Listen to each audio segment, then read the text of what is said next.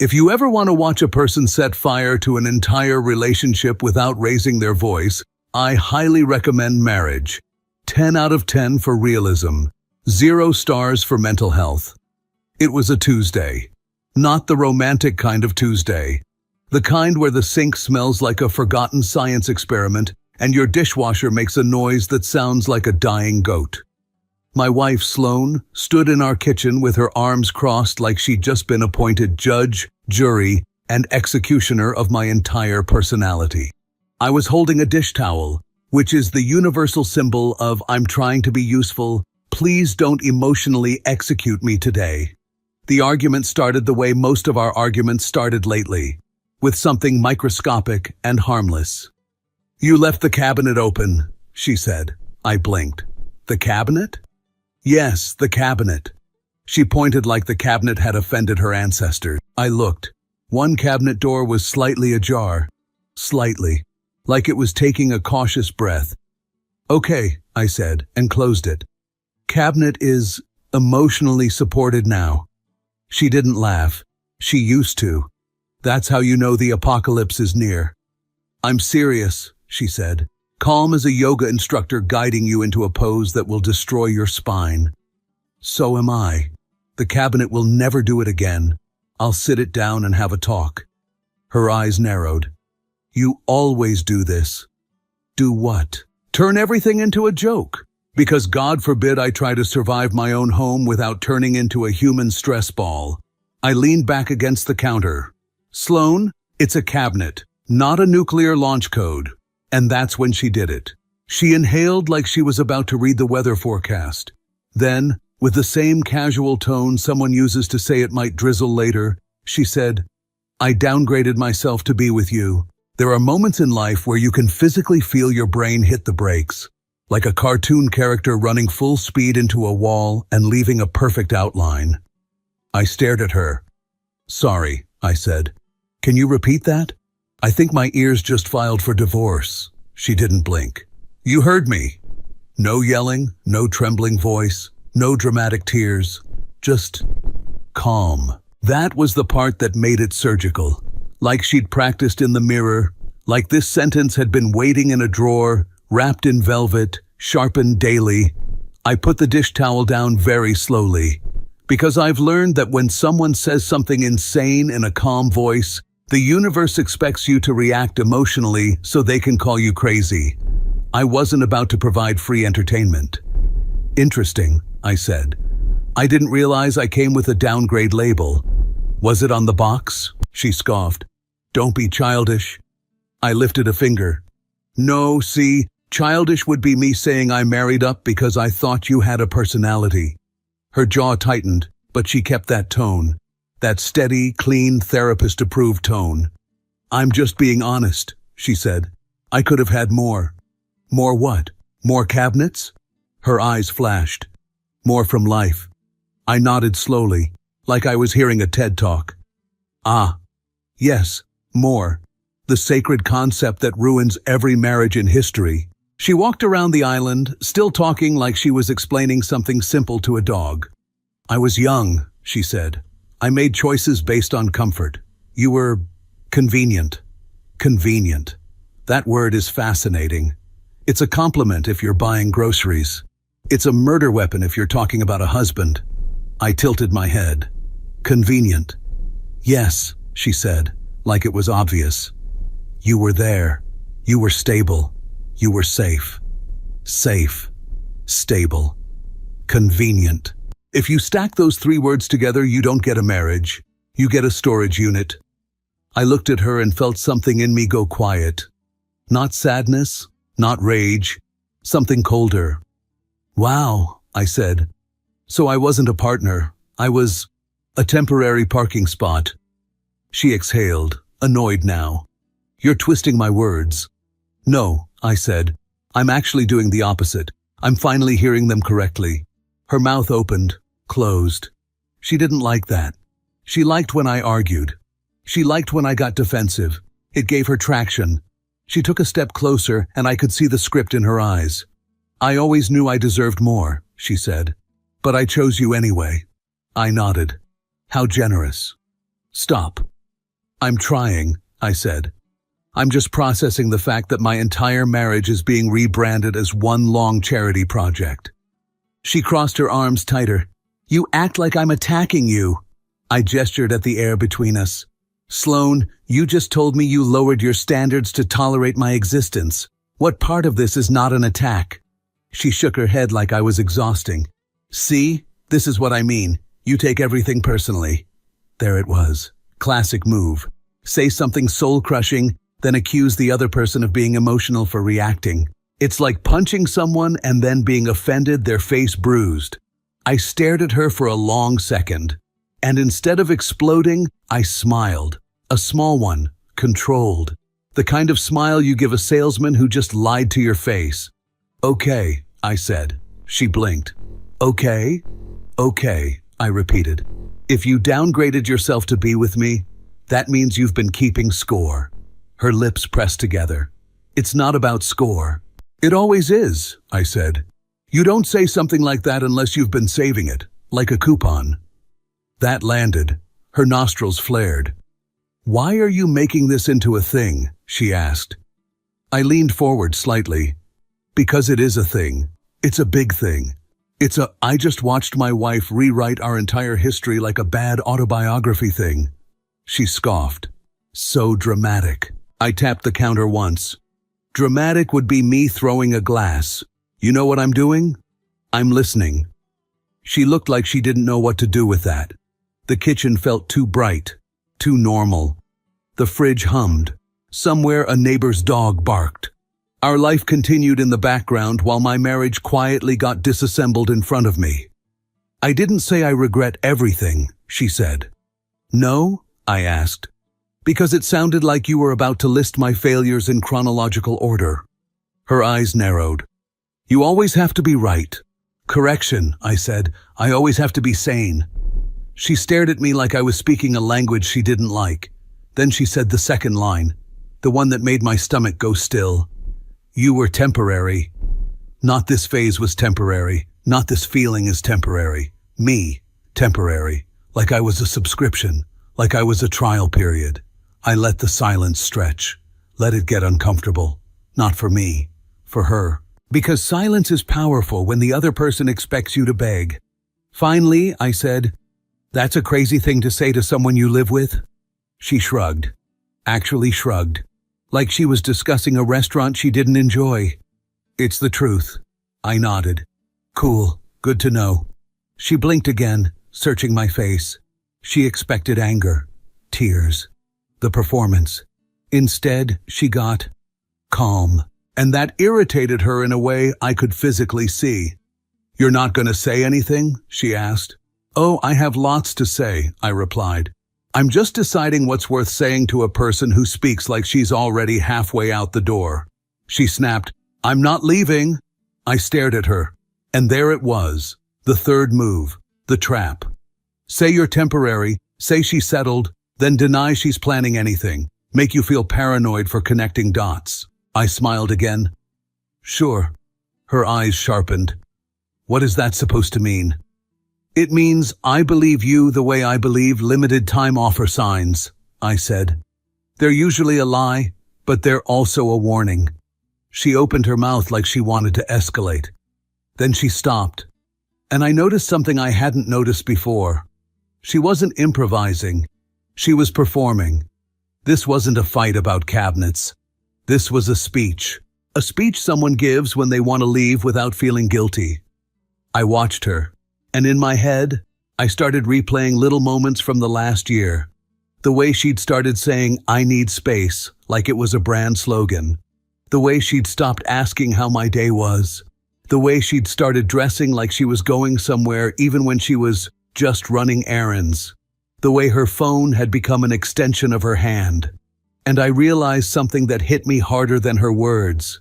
This wasn't the beginning. This was the part where she finally said it out loud. I picked up the dish towel again, mostly because I needed my hands to do something civilized. Then I wiped the counter slowly and said the most dangerous thing you can say to someone who wants control. All right. She frowned. That's it? For now, I said. She looked almost offended, like I'd stolen something from her, like my calm had robbed her of the right to paint me as the crazy one. "You're acting weird," she said. I glanced up. "No, I'm acting new." She stared.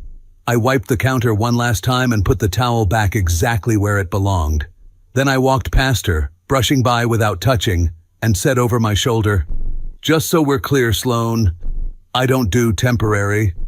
Behind me, I heard her voice, still calm, but with a crack in it now. "We're married." I paused at the doorway, not because I was scared, because I wanted my next words to be perfect. I turned my head slightly and said, "Yeah, that's what makes it such a stupid thing to say." And I left the kitchen, not slamming doors, not shouting, just walking away. Because I already knew something she hadn't realized yet. She thought she was preparing to leave me, but the moment she called me a downgrade, she accidentally gave me permission to stop trying. And once a man stops trying to please you, he starts planning. There's a strange calm that comes after someone insults you so cleanly you can't even argue with it. Not because it didn't hurt, but because it reframed everything. I didn't go to the bedroom to sulk. I didn't pace.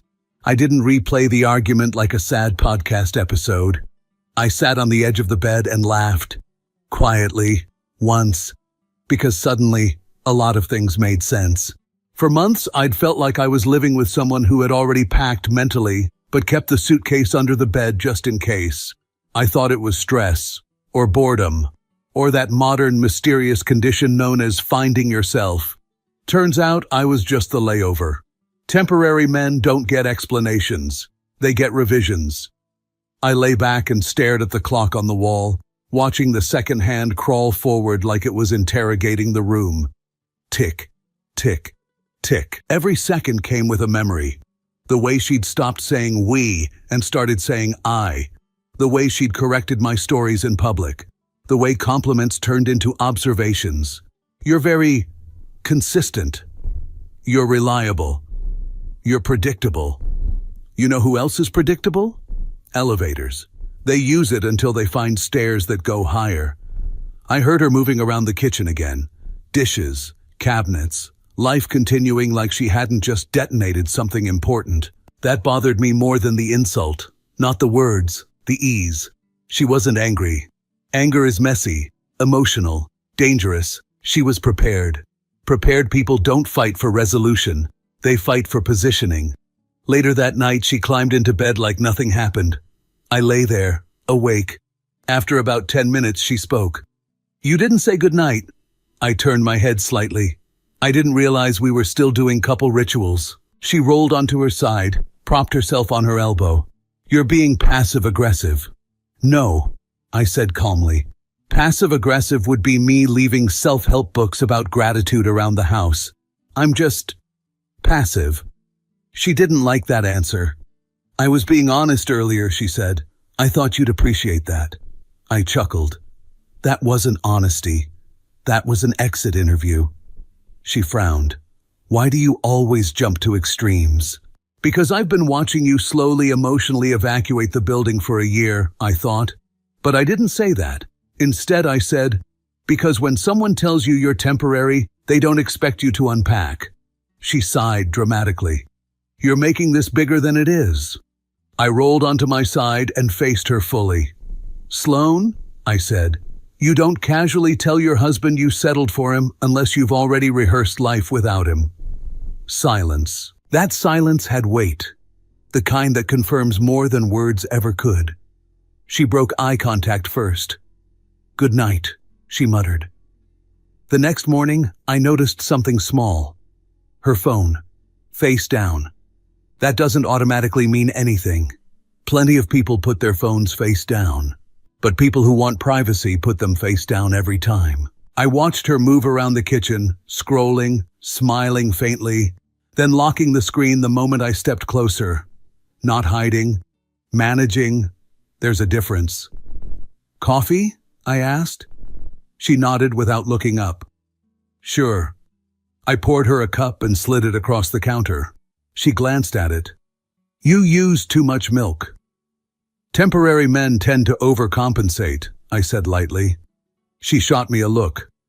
"You're not funny." "I'm hilarious," I replied. "You're just not my target audience anymore." She opened her mouth, closed it, then took the cup and walked away. Over the next few days, I stopped initiating. No checking in. No, "How was your day?" No adjusting my schedule around hers. I wanted to see what would happen if I stopped acting like a supporting character in my own house. The result? She didn't notice. At least, not immediately, which told me everything. Living with her had become a performance where my role was already written, and I just stopped reading my lines. Thursday night she came home late, later than usual. No message, no explanation. She kicked off her shoes and said, "Traffic." I nodded. "That's crazy." The couch didn't move all evening. She ignored me and went to shower. From the living room, I heard her phone buzz. Once. Twice. I didn't move. Not because I was scared of what I'd see, but because I already knew what I'd find. When she came out, towel around her hair, she looked lighter. That annoyed me. "Good night," she asked. I looked up from my laptop. "Already?" "Yes. Long day?" I nodded. "You should rest. Big future ahead." She paused. "What's that supposed to mean?" "Nothing," I said. "Just thinking about upgrades." She narrowed her eyes. "You're being weird again." "No," I replied. "I'm being observant." She shook her head and went to bed. Later, I followed. She was already asleep. Her phone was under the pillow. That's when I stopped feeling hurt and started feeling entertained. Because now I could see the pattern clearly. She wasn't cheating recklessly. She was cheating politely, carefully, with justification already prepared. She wasn't planning to leave because of someone else. She was planning to leave as someone else, someone upgraded, someone who deserved more, someone who had outgrown her husband. Classic narrative. Paint the past as a mistake, paint the present as growth, paint the husband as a lesson. I lay there in the dark and smiled. Because here's the thing she didn't understand yet. I wasn't clinging to the past. I was quietly stepping out of the role she'd already demoted me from. And once you accept that someone sees you as temporary, you stop asking for permanence.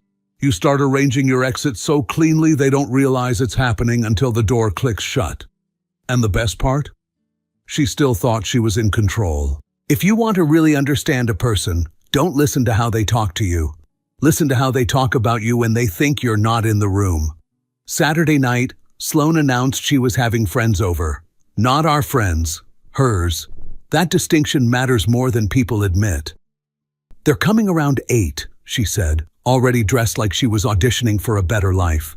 "So maybe, don't hover," I smiled. "I'll try not to exist too loudly." She didn't catch the sarcasm. Or she did and didn't care. By 8:30, the living room smelled like expensive perfume and selective honesty. 3 women sat on our couch like a panel of judges for a competition I didn't remember signing up for. I recognized them immediately. There was Mara, recently divorced, who talked about healing the way people talk about crypto, loudly and with no actual understanding. Tess, eternally engaged, eternally unhappy, who flirted with waiters as a hobby. And Lila, the quiet one, the most dangerous kind, always listening, always storing data. I stayed in the kitchen at first, pretending to be fascinated by my phone. Pretending is a skill you develop in long-term relationships. Their laughter drifted toward me in waves. Too loud, too synchronized. Performance laughter. Eventually, I heard my name. Not shouted, placed gently into the conversation like a test balloon. "I mean," Mara said, "he's not bad." Sloane laughed. "That's what I've been saying." My jaw tightened, just slightly. "He's stable," Tess added, "which is fine, for some people." "For a while," Sloane said. There it was. I leaned against the counter, unseen, very still. Mara lowered her voice. "Do you ever feel like you settled?" A pause, not hesitation, calculation. Sloane exhaled slowly. "All the time." The word landed heavy. Tess clicked her tongue. "I knew it. You're not the kind of woman who ends up with..." That. With what? Lila asked quietly. With a man women dream about, Tess said. And then Sloane laughed. Not nervously, not defensively, comfortably. No, she said. He's not. Something in me shifted then. Not anger, recognition. This wasn't cruelty. This was consensus. They weren't convincing her. They were confirming her. I stepped into the doorway. All four heads turned toward me like I'd just entered a courtroom. Oh, Sloane said, smiling too fast. We didn't hear you. Clearly, I said. I would have knocked. Silence. Tess cleared her throat. We were just talking about relationships. I nodded. I caught that part. Specifically the part where I'm a temporary life choice. Mara flushed. That's not what we meant. Of course not, I said. You meant it kindly. Sloane stood up. You're taking this out of context. I looked at her. Really looked. You called me a downgrade, I said calmly. You told them you settled. I'm not sure what context makes that flattering. Lila shifted uncomfortably. Good. At least one adult in the room. Sloane crossed her arms. Why are you eavesdropping? I smiled. Why are you auditioning? Her eyes narrowed. That's unfair. No, I said. Unfair is doing character assassination in a shared living space and acting surprised when the victim shows up. Mara stood. Maybe we should go. Probably, I agreed. I hear upgrades like privacy. They grabbed their coats quickly, mumbling goodbyes that sounded like excuses. As the door closed behind them, Sloane turned to me, face hard. That was embarrassing, she snapped. For who? I asked. For me. I nodded. Interesting. Not for the man you just described as a regrettable purchase? She scoffed. You're twisting things again. No, I said softly.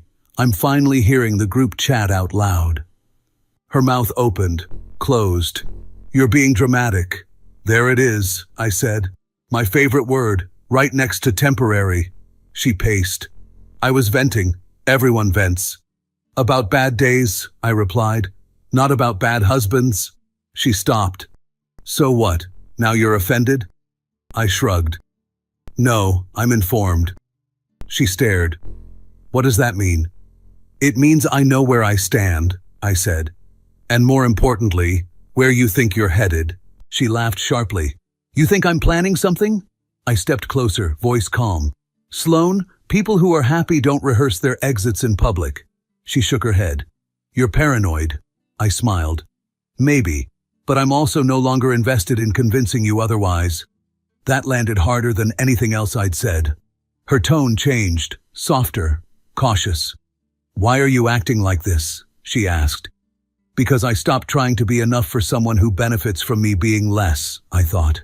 But instead, I said, because temporary men don't beg. She stared at me like she didn't recognize the person in front of her. I added, people never consider that they themselves could be replaced. The next morning, she left for work like everything was normal. That was the funniest part. No tension, no dramatic pause at the door, no last look, no heavy sigh. She kissed the air near my cheek, grabbed her bag, and said, we'll talk later. Later is where people put conversations they don't want to have, but don't want to feel guilty about avoiding. I nodded. Sure. The door closed. The apartment went quiet. I stood there for a moment, listening to the clock on the wall mark time like it had nothing to lose.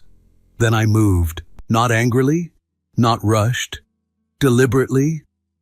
I went to the bedroom and opened the closet. Half of it wasn't mine. I pulled out a suitcase. I didn't grab everything, only what mattered. Clothes I actually wore, books I actually read, the watch my father gave me, documents. Funny thing, the essentials fit easily. I left behind decorative pillows I never chose, kitchen gadgets I never used, the illusion that this was still a negotiation. I walked through the apartment slowly, noticing things the way you do when you already know you won't be seeing them again.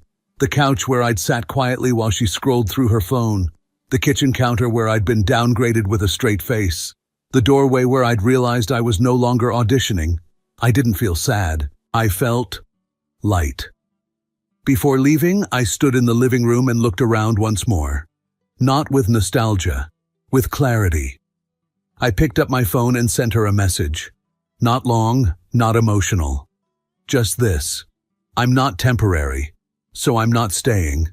I didn't wait to see if she read it. That's another thing men learn late in life. Closure doesn't require witnesses. I locked the door behind me and walked away. She called me 3 hours later. I didn't answer. Then again, and again. By the 5th call, I finally picked up. "What the hell is this?" she demanded. "Where are you?" "Gone," I said. "That's not funny." "I know," I replied. That's why I didn't smile. Her voice shifted. "You can't just leave." "I can," I said calmly. "You already did. I just stopped pretending." "This is insane," she snapped. "We didn't finish the conversation." "We did," I said.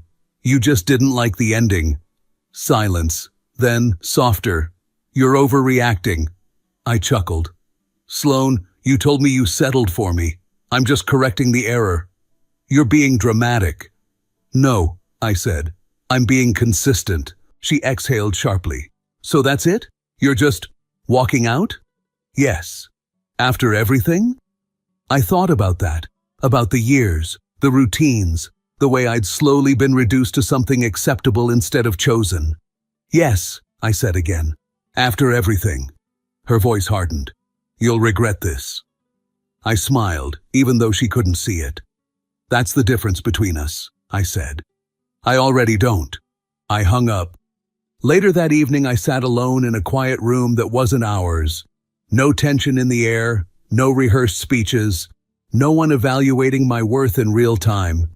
Just silence. The good kind. I checked my phone once.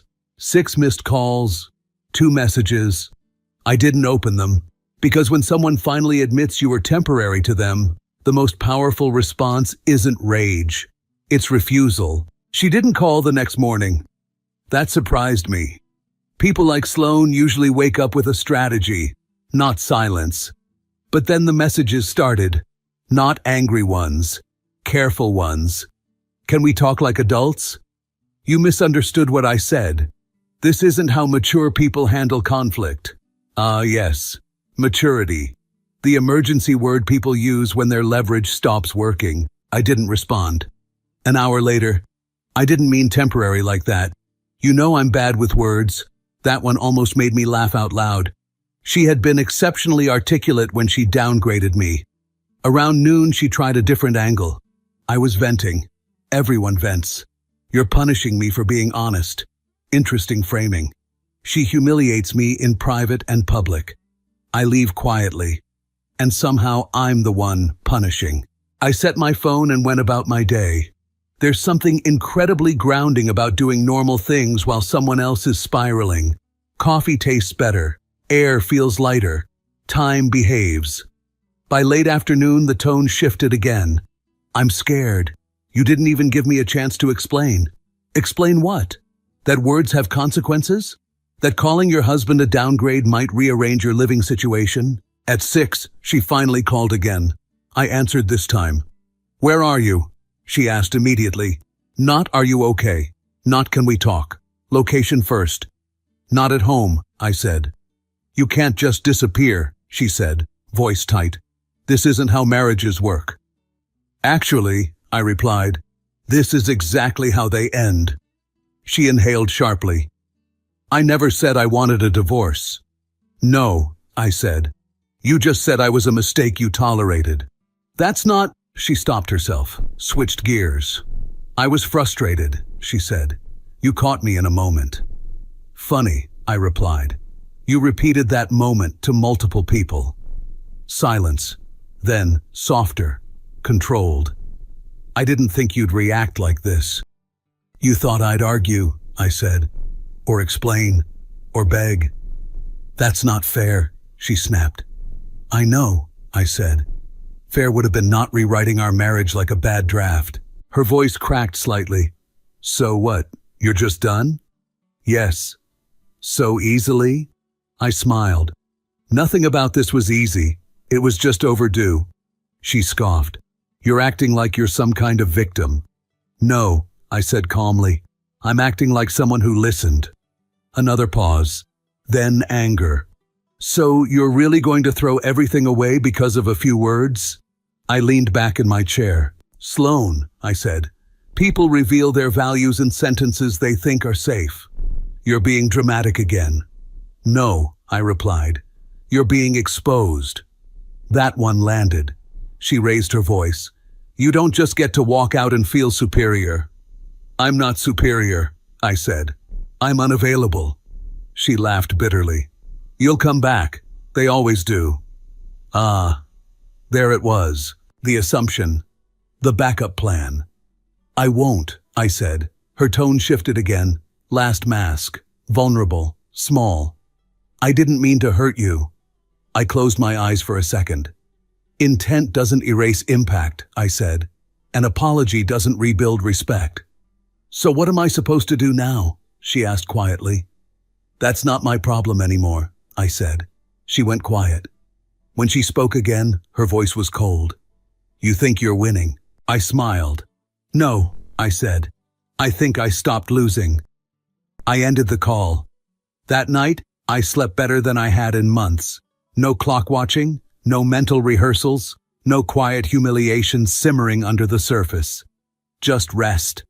The next morning, I blocked her number. Not out of anger, out of hygiene. Because temporary men don't need permanent access to people who only value them when they're leaving. A few months later, I ran into someone who knew her. It happened the way these things always do. Casually, inconveniently, when you're not looking for closure anymore. We stood in line for coffee. She recognized me first. Oh, she said. You're Sloane's ex. I smiled. Former downgrade? She laughed awkwardly. She talks about you sometimes. Of course she does. People hate unfinished narratives, especially when they're not the hero in them. What does she say? I asked, genuinely curious. She hesitated. That you couldn't handle her growth. I nodded. Classic. And that you left without warning. That one almost made me choke on my coffee. Interesting, I said. She announced I was temporary. I just believed her. The woman shifted, uncomfortable now. She says you'll regret it. I smiled again. That's funny, I said. She used to say I wasn't the kind of man women dream about. And? She asked. And yet here I am, I replied. Sleeping peacefully. She didn't know what to say to that. Most people don't. I never reached out to Sloan again. Not because I was bitter, but because once someone reduces you to a phase, you don't owe them a sequel. Life didn't dramatically improve overnight. No montage, no inspirational soundtrack. It just stabilized. I woke up without tension in my chest. I made decisions without wondering how they'd be judged. I stopped shrinking in my own home, because it was finally mine again. And occasionally, when I caught my reflection in a window or a mirror, I noticed something different. Not confidence, clarity. The kind that comes when you stop auditioning for someone who benefits from your doubt. People talk a lot about being chosen, but no one warns you how dangerous it is when someone chooses you conditionally. When you're loved only as long as you remain smaller than their potential. I wasn't temporary. I was convenient. And the moment I stopped being that, I became free. If you felt this story hit hard, drop a like, subscribe for more, and share your thoughts in the comments. Your support keeps Steelheart beating.